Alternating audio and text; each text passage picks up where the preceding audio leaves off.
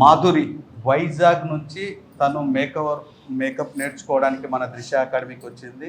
తను కూడా ఒక 40 రోజులు పోరాటం చేసి సక్సెస్ అయ్యింది.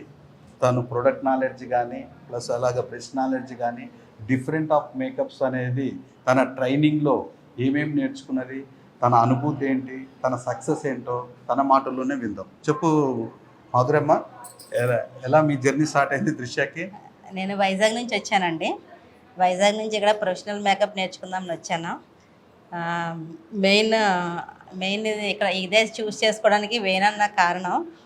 నేను ఫస్ట్ వచ్చి 1 మంత్ బిఫోర్ మాట్లాడాను.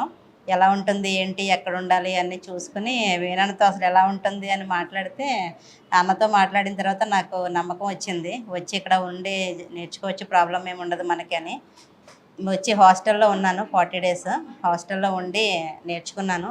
ఏ రకమైన ప్రాబ్లం లేదు, చాలా బాగా నేర్పించారు. ఫినిష్ అయిపోయింది నాది. మేకప్ అంతా చాలా బాగా వచ్చింది. హెయిర్ స్టైల్స్, శారీ డ్రేపింగ్ అన్నీ కూడా చాలా బాగా నేర్పించారు.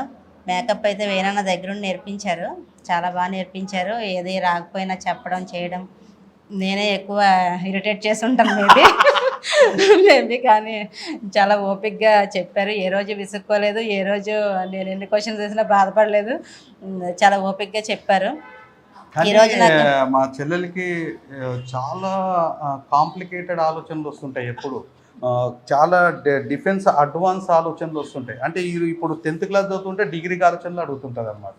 అలాంటివి కూడా ఆమెను ఫేస్ చేసి ఆమె అందరిలో నెంబర్ 1 చేసి స్వతహాగా ఆమె చేసిన మేకవర్ క్లాసికల్.